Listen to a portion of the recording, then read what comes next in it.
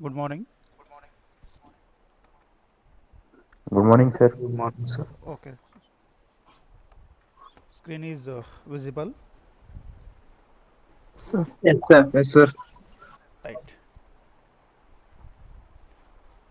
So I'll continue the last session. So that is what design. What is the meaning of machine design? So what are the parameters you need to consider? So if you want to go for a successful design, okay.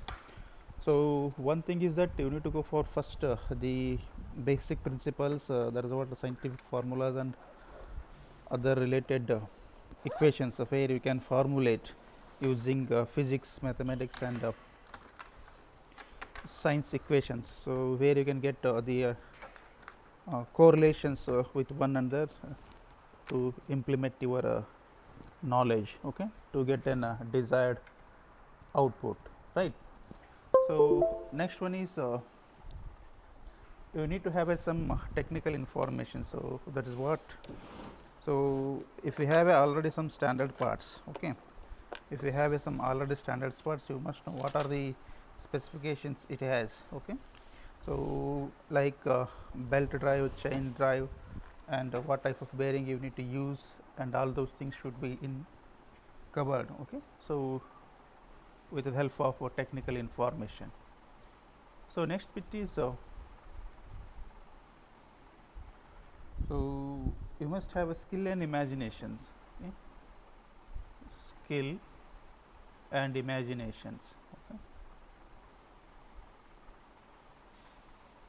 So this is one of the important aspect in design. This is one of the important aspect in design, because so based on the problem you must have an idea and you must have a skill. So how we can combine the elements, how we can combine the elements for different situations and for different applications. That means you must have some proper configuration idea. One example I can say, you must have a proper configuration idea. So to create a component or to create a machine.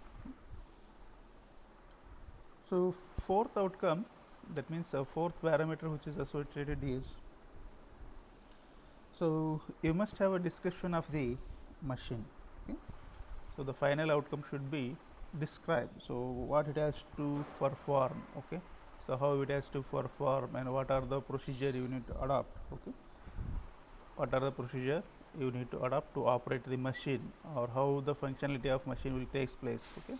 You must know. So once the description of the machine is over, then you can go for the assembly drawings, parts drawings, and individual drawings, okay, right. So this is what features, okay? One more parameter which is associated here, that means once if you have designed, okay, so it should satisfy the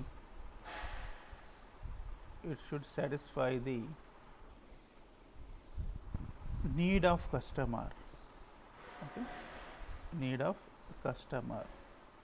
So now you have designed a machine or you designed a component, okay. How you have designed? Based on need of the customer, based on need of the customer.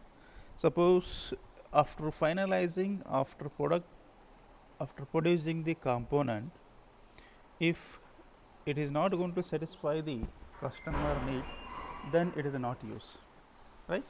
Then it is a not use, right? So it should specify, that means it should satisfactorily function based on need of customer, okay, with maximum efficiency and economy, okay, clear. So now we need to consider these features, okay. Now these are already included in Siegler's design procedure, okay. That is what in synthesis you need to go for principles as well as technical informations and skill and imaginations. That means how you can combine all these sub-components or components or machine parts to get an final product, okay, right. So now I'll go for what are the basic requirements of machine elements. Now, as you are going to choose the machine element for application purpose, let us take an example. You are going to choose a belt, okay, for power transmission. For power transmission. So, what are the features it must have, and what are the properties it must have? Okay. So, basic requirements.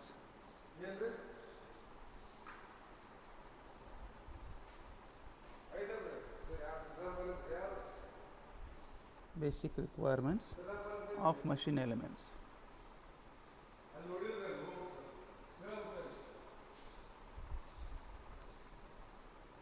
So now we'll keep open for discussion. Okay. Let us take example. Now you need to use a belt for power transmission. Now what are the properties it must have? You can say whether it is right or wrong. So don't bother about answers. Okay. So can someone say what are the properties it has required? If you know, you just unmute and speak. There is no any hard and rule you must give a correct answer. The answer may be right or wrong, so don't bother about the answer. Let us go for discussion. Tension, sir. Pardon? Tension in the belt. Okay, so tension means I can say it is a strength. Yes, sir. Okay, let us go for strength. Let us first list out. Then we'll summarize. Okay. Next, Toughness, sir. toughness. Right. Toughness. Hardness, sir. Toughness. Okay. Can I say Strength. this is a rigidity? Now strength is already over. Okay. Someone says hardness. Let it be. First we list out. Okay. So next, Safety. safety. Right. Durability. Safety, durability. Good. Okay.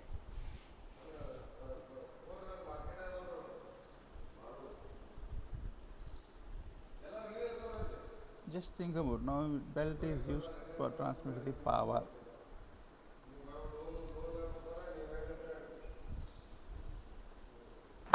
Sir, reliability, sir. Reliability. Okay.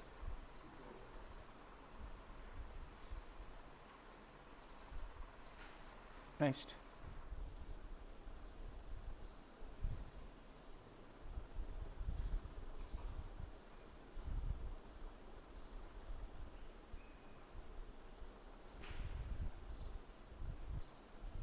just give the answer whether right or wrong. We'll see afterwards. Flexibility, sir. Pardon? Flexibility. Flexibility. Okay. Flexibility means in terms of what? Whether we can need to change it frequently, or it has to be have some property, flexible property.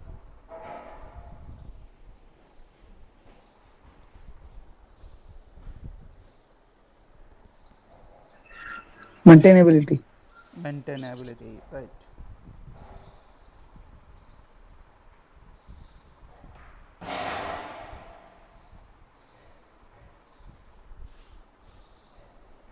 Okay, now we'll list out. First and foremost thing is it must have a sufficient strength to withstand the loads. It must have a sufficient strength to withstand the loads, because if the strength is less, strength of the belt is less, it is going to fail frequently. Is it right? Suppose if you are giving power 10 kilowatt to the belt, it should pass 10 kilowatt power from driver to the driven, right? That means it must have a sufficient strength, okay, to avoid failure in either static or in a dynamic loading condition. Clear? Second one is rigidity. second one is rigidity. Okay.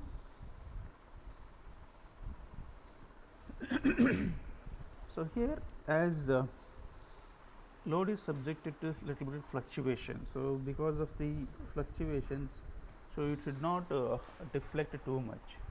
It should not deflect too much. Okay. So if the deflection is too much there, so it is going to make a failure. It is going to make a failure. Okay. So due to force, what happens? So sometimes the force may be less, sometimes the force may be more. Okay. At what sometimes load may be less or load may be more. So it should not deflect. It should not deflect. So if it is deflecting, then so its rigidity is less. Now it should have a high rigidity. Okay. It should have a high rigidity to overcome the deflection. Okay. Next, third property is wear resistance. Third property is wear resistance. Okay. Because as the wear and tear occurs, so it should have a less wear. It should have a high wear resistance. Okay. Suppose if the belt is used for 10 lakh rotations or 20 lakh rotations, so it should sustain, because it is going to make a contact with either a pulley or a drive. So where it needs to transmit the power with the help of friction. Okay. So it should not wear out. It should not wear out. That means, so wearing has to be minimum. Wearing has to be minimum. That means it should have a high wear resistance.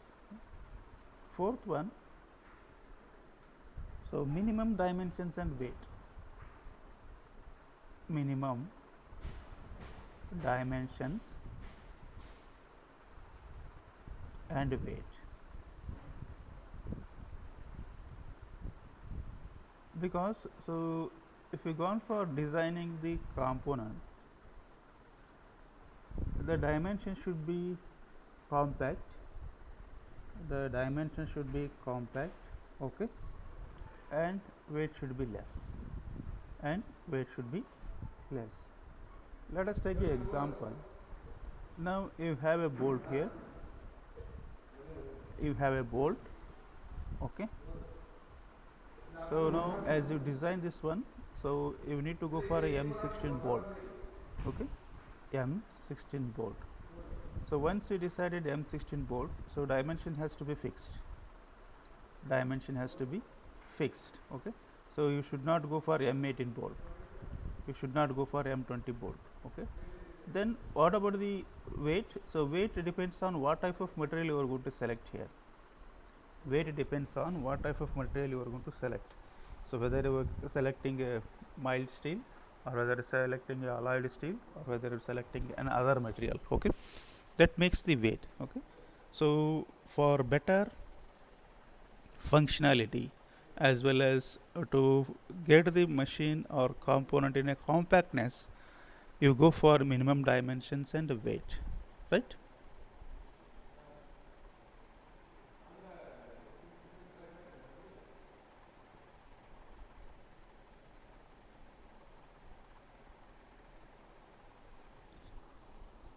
So next one is manufacturability.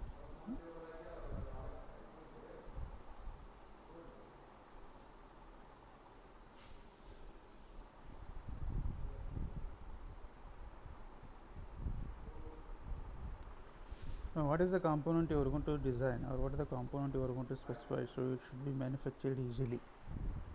It should be manufactured easily. So you should not go for any too much complex surfaces or complexity, so to get that component. Okay. So whether it has to be easily manufactured. It has to be easily manufactured. So sixth one, safety.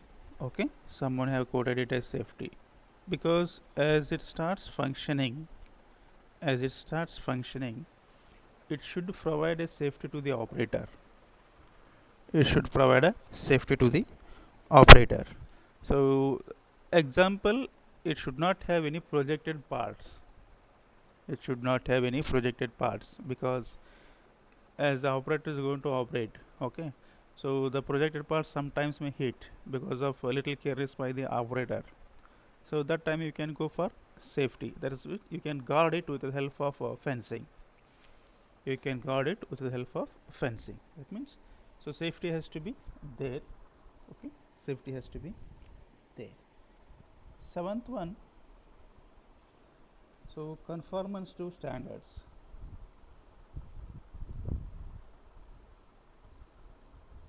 Conformance to standards, right? So what does it mean? Suppose you designed a bolt, say a bolt hook. Okay, now this bolt has to be available as a standard, because once you supply the machine to the customers, okay, suppose because of some problems or because of some overloadings, if the bolt is failed, they should not call you. They should not call you to provide the bolt, right? So that has to be easily available in market. That has to be easily available in market. So conformance to standards means, so if you got example, if you design a bolt, right? So if you got the nominal diameter is 15 mm, okay, then 15 mm, then you should check it, so whether the 15 mm diameter bolt is available in market or not. Okay, so which type, what is the bolt size is available in market, you must check it, then you specify. Example, M16 is available, there is no any bolt as a N15, right? So then you can say, so suggested bolt is M16. Okay, that means it has to be conformance to the standards, means it should be available, okay, with reference to the international standards. Okay. Next, fourth one is reliability.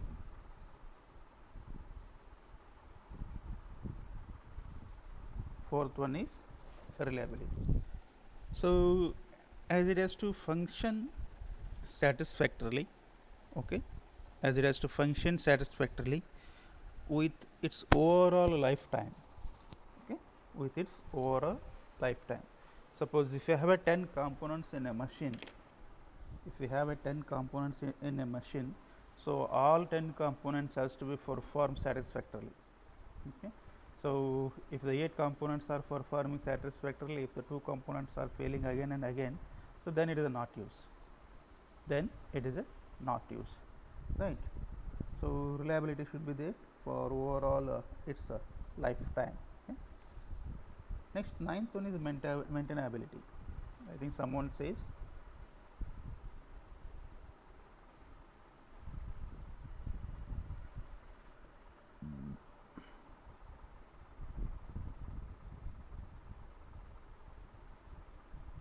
so it should be easy to maintain.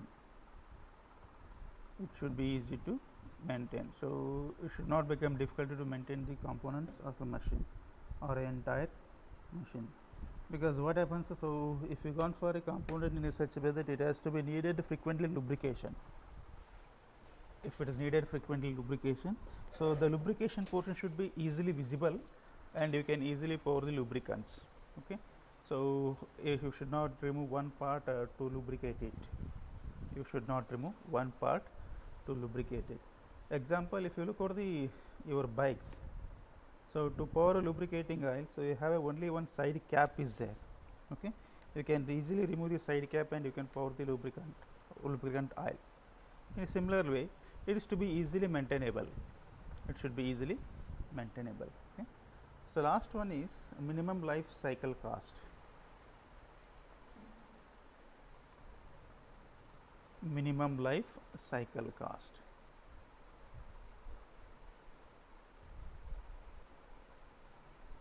Right. So overall its lifetime, okay, so its operating cost should be minimum. Okay. That means economy should be more with minimum operating cost. Okay, minimum life cycle cost. So now these are the important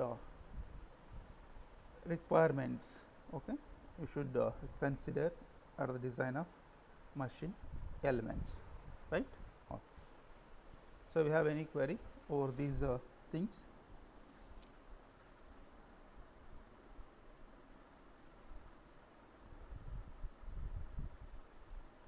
Shall I go for next topic?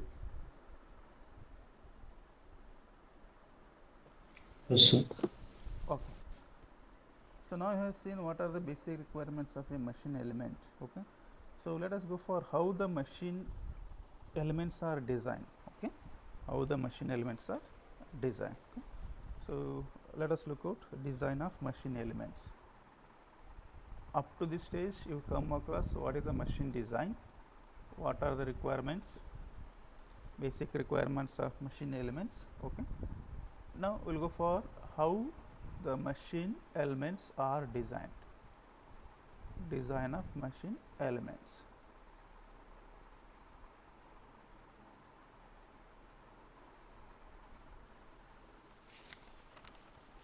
So now in this case, so it starts with the synthesis. Okay. So design of machine elements will entirely come in the synthesis block. Okay. That is what in synthesis step. Okay. So what is the first step? So now you need to specify the functions of element. First step, you need to specify the functions of element.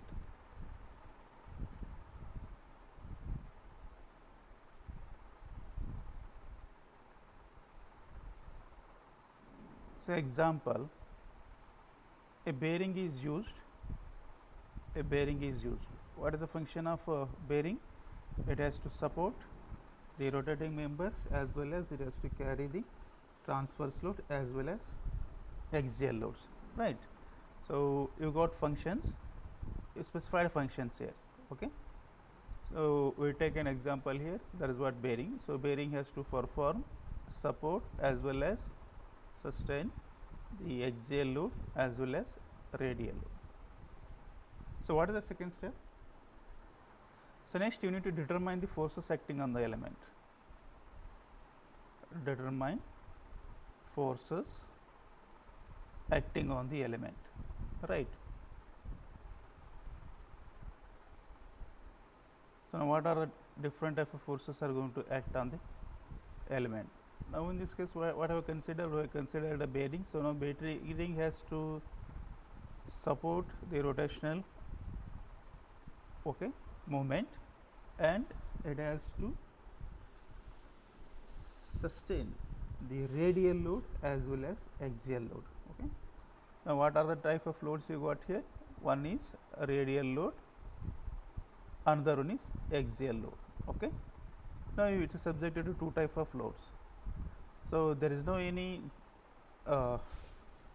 hardened rule to get the movement, because as it is just supports rotational movement, so that is not going to come into picture for design purpose. Okay. Next, third step, select suitable for element. Select suitable, okay, material for element.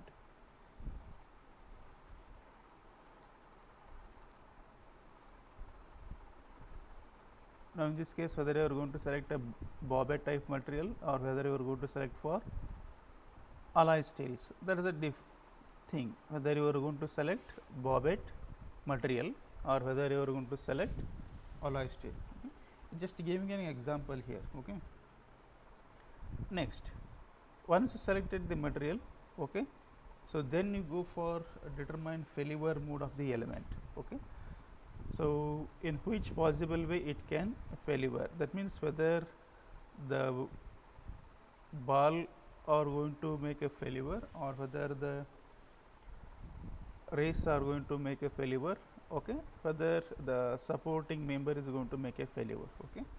Next is determine failure mode of element. Failure mode of element. One example I can say, so if a member is there, if a bar is subjected to bending, Okay, so then failure mode is what? It is going to fail in bending stress, right? Next, based on this one, you determine geometric dimensions. To determine geometric dimensions. Okay, so what is the thing? You noted what is the force you are going to act here. You have selected material. Okay, then you note on the what type of failure mode, right? What type of failure mode? Let us example will take. So if you consider an axle, this axle is going to support the load which is subjected to concentrated load. Let us take it is subjected to 50 kilonewton. Okay, so we have selected material as a C40. Okay, we have selected material as a C40. So what is the failure mode? Failure mode is it is subjected to bending. Okay, it is subjected to bending. So now you can easily find out. You know the load, you have dimensions. Okay, you have dimensions. So then you use the material and with suitable factor of safety, you equate it to for bending stress. You are going to get the dimensions. Okay, determine geometric dimensions of element. Geometric dimensions of element.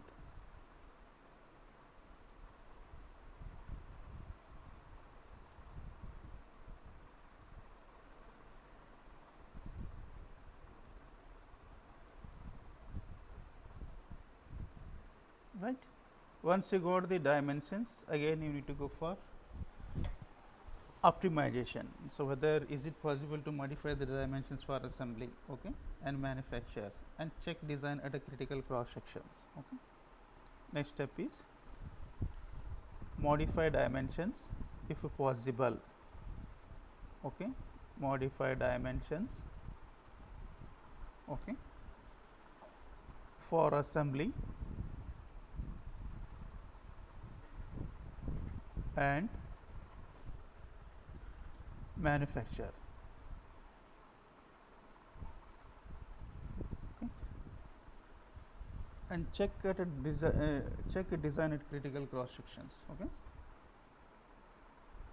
check design at critical cross sections. Because as you modify the dimensions, okay, as you modify the dimensions, so sometimes the cross section of the component may not be uniform. It may have a variation in cross section along its length. Okay, so then we need to check out whether it is going to sustain the load at critical cross section.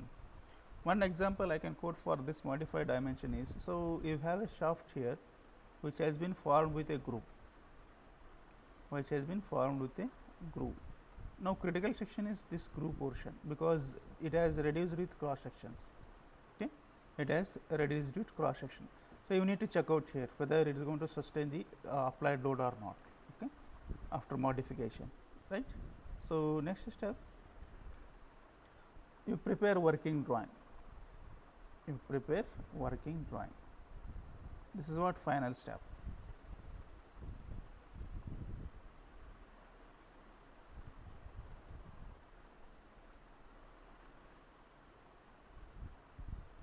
Prepare working drawing of element, right? Now these are steps involved in design of machine elements, right? Now you just check out. So this is comes with synthesis block, then you are using materials and all those things, then you are going for optimization. So to check out the is it possible to modify the dimensions, okay, for assembly as well as in fan manufacturing. Then if you have possibility of modifying the dimensions, then you check out for critical cross sections whether it is going to sustain the applied load or not. Okay,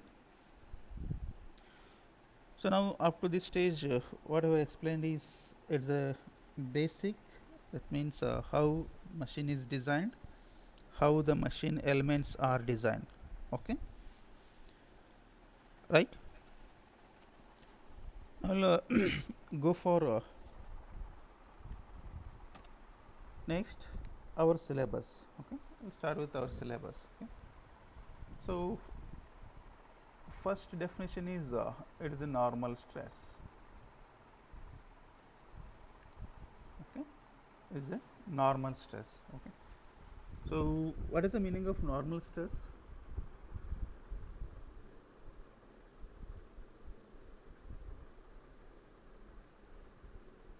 Can someone say what is the meaning of normal stress?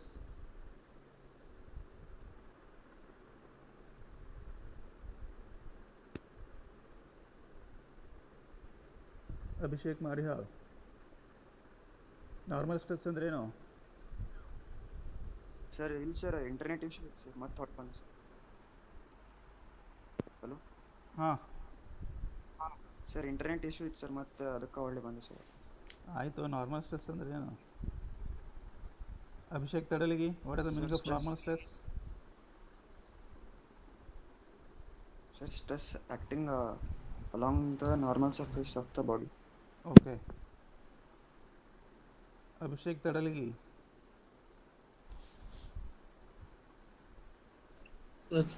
Stress acting on the normal surface or force upon living.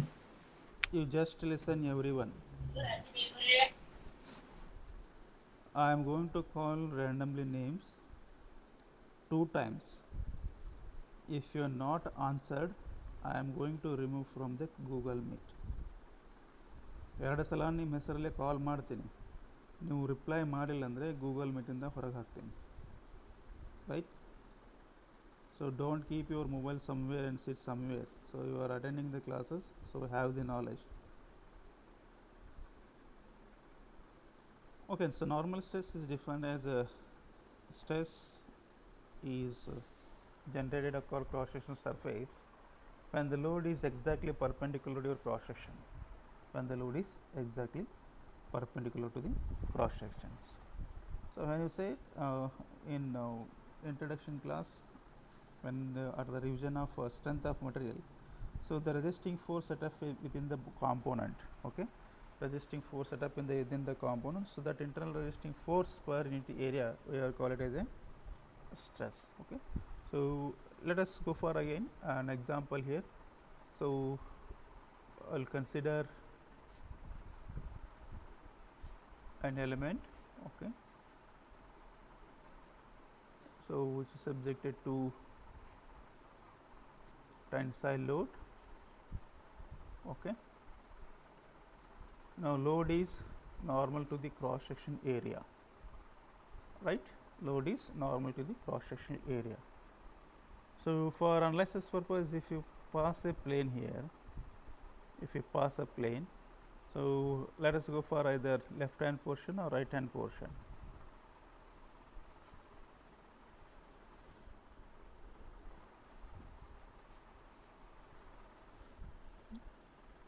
So now it is subjected to internal resisting force here. It is subjected to internal resisting force. So now for equilibrium conditions, what happens? So P equal to Fr. Okay, P equal to Fr. So now we are going to call stress is what? It is the internal resisting force or a surface. Okay, so we are calling it as a stress. Okay, per unit area, resisting force per unit area. So actually this is what Fr by A, we can say F by A, okay, right. So Fr is resisting force for equilibrium condition, so we are considering, so applied force is equal to the resisting force inside the component, right. So then stress equal to what? So Fr by A, it is actually, so the resisting force developed inside the body per unit area. So as you considered equilibrium, so we are going to use it for applied force by area. So unit is Newton per mm square. Unit is Newton per mm square. Okay. So where sigma is the stress, where sigma is the stress. Okay. So let us note down sigma equal to what? It is a stress. Unit is Newton per mm square. So P equal to applied load. P equal to applied load. So this is what in terms of Newton. Okay. So A is cross sectional area.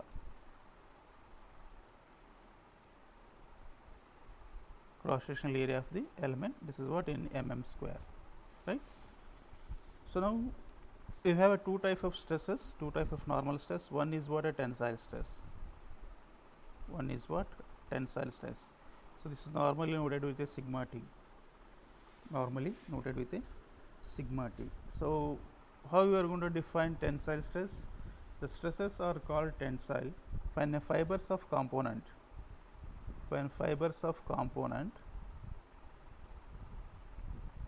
okay, so tend to elongate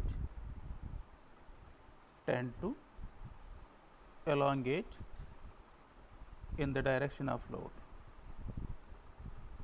in the direction of applied load, right? This is what tensile stress. Again, it is what? P by A. So next one is compressive stress.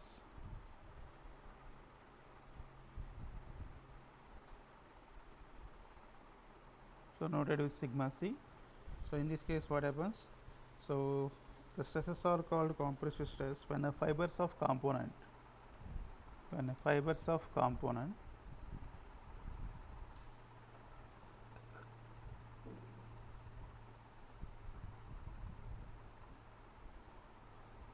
tend to shorten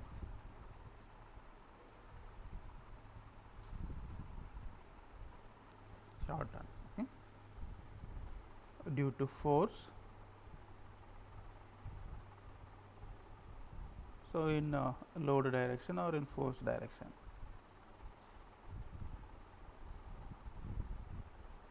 So if you consider a bar, okay, so which is subjected to compressive load,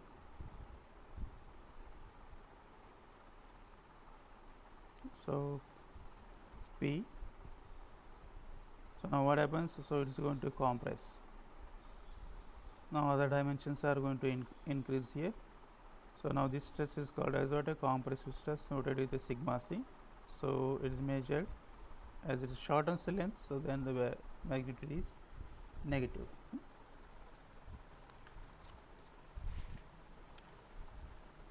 So next one is the shear stress. Next one is shear stress. Okay.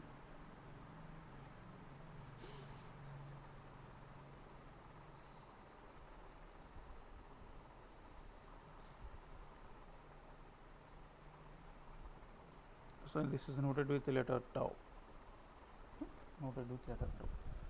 So now when the external force acting on a component tends to slide the adjacent planes with respect to each other, okay, then the resulting stress is called as a shear stress. Okay. Resulting stress is called as a shear stress. Okay. So let us take an example. Two plates are held with the help of a rivet. Two plates are held with the help of a rivet.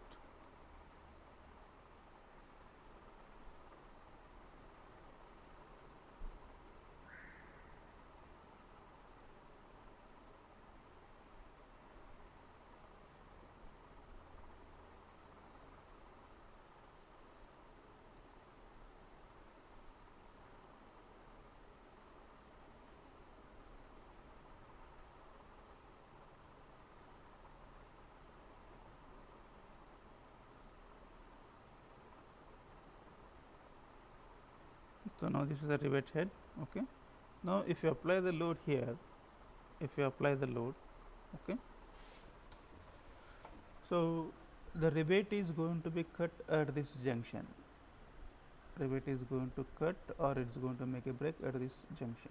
So that means what happens is, so now the applied load is what? Exactly parallel to the cross section.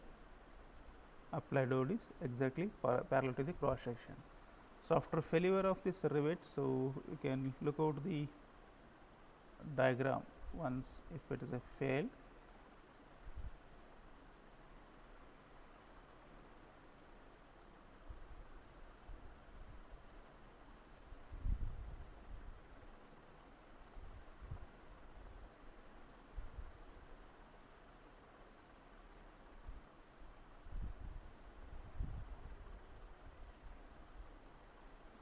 Now just look out. Now the rivet is sheared off here.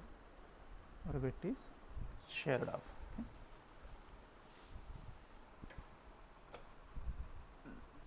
Okay. if you look out the free body diagram of the rivet itself, okay, free body diagram of the rivet itself.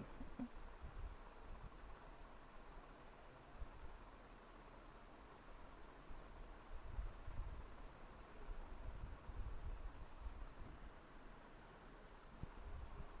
So now you apply the load in this direction, okay, you apply the load in this direction, okay, so here you apply the load in this direction. So the stress is going to act on this surface here, stress is going to act on this surface here. So that is what the shear stress tau is calculated again, force by area. So now applied force is what? It is parallel to cross sectional area or tangential to cross sectional area. Okay. Clear? Okay. So to get the stress, that is what normal stress, okay, and shear stress. Yesterday I have shown in a PDF. That is what in design data handbook. You have equations. You can directly select those equations. Okay. So now coming to the biaxial stresses. Okay. Coming to the biaxial stresses.